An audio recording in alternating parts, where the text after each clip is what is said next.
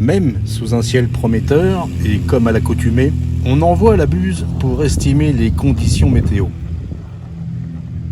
Sylvain, bonjour. Salut. Alors, ça y est, c'est le grand départ. Je crois qu'aujourd'hui, ça va être la bonne. Là, je crois que c'est bon. Apparemment, il y aurait peut-être éventuellement une ou deux épreuves. Je pense qu'il va falloir attaquer fort. Tu as une tactique, une stratégie? Alors aujourd'hui, ça va être difficile parce que déjà, il ne faut pas partir trop tard parce que les conditions risquent de se dégrader très vite et il y a quand même un grand circuit à faire. Et de notre côté, il faut regarder un peu ce que font les autres, la concurrence. Donc voilà, il va falloir jongler un peu entre ces deux choses-là. La priorité étant, à mon avis, de ne pas partir trop tard. Oui, donc il y a un compromis à trouver. C'est ça, exactement. Après, je pense que les conditions vont s'améliorer et ça devrait quand même voler assez vite. J'espère, on croise les doigts. Merci. Mais bon, en tout cas, on est ravis. Merci, bon vol. Merci.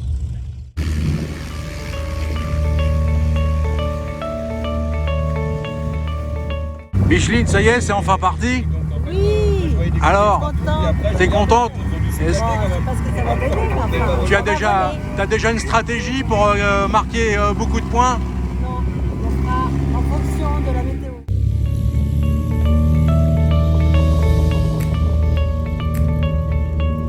Christophe Abadi, bonjour. Bonjour. Je viens d'interviewer Sylvain Gerbeau.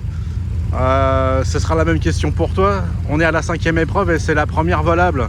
Donc est-ce qu'il va falloir attaquer très fort pour faire ce 540 km? Est-ce qu'on est dans les mêmes conditions qu'un Grand Prix? Qu'est-ce qu'il faut faire pour avoir un max de points? Quelle est ta tactique? Ça va pas être facile parce que je pense que la fin de journée va être difficile parce que ça risque de s'éteindre d'un coup et alors donc il va falloir choisir entre justement attaquer pour essayer de finir devant, de marquer le maximum de points, et d'un autre côté il va falloir rentrer le soir, quoi. Donc je pense qu'il va falloir faire une première moitié du circuit en attaquant et en surveillant les cirrus ou les nuages moyens qui peuvent rentrer dans le sud et réussir à changer de mode sur la fin du vol pour essayer juste de rentrer, quoi. D'accord. Et on verra ce que ça donne. Très bien, bon vol Christophe. Merci.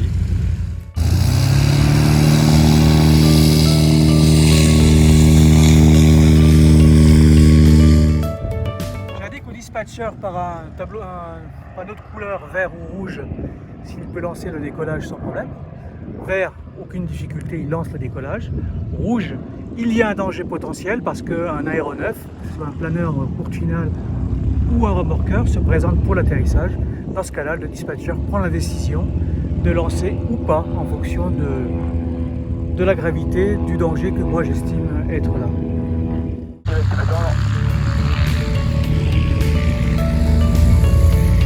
Tu vas tirer le Oscar Tango et demander 130. Salut Barthélémy. Alors en fait, c'est la 5e épreuve et en plus c'est la première qui est volable. Et ouais. Il va falloir faire des points dès le départ. Ouais, ça y est, c'est aujourd'hui ou jamais, mais ça va faire du bien de se mettre en l'air. Ouais, ça va être très chouette. Et le ciel est accueillant, ça va être top. Peut-être une stratégie Ouais, tourner le circuit déjà, parce qu'on n'est pas sûr que ce soit vraiment bon. Et puis on va attendre un peu. Les prévisions disaient que le plafond allait bien monter, donc pas partir trop tard non plus pour être sûr de rentrer. Eh ben bon vol. Merci Eric, à tout à l'heure. 30 minutes après le dernier décollage, le directeur de course donne le départ.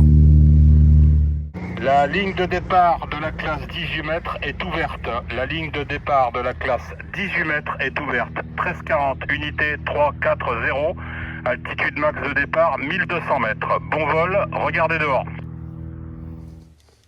Au moyen d'un système de géolocalisation, on visualise sur une carte aussi bien la progression de tous les concurrents durant leur vol que le respect des zones dans les secteurs de point de virage. Voilà, ils sont partis et bon vol.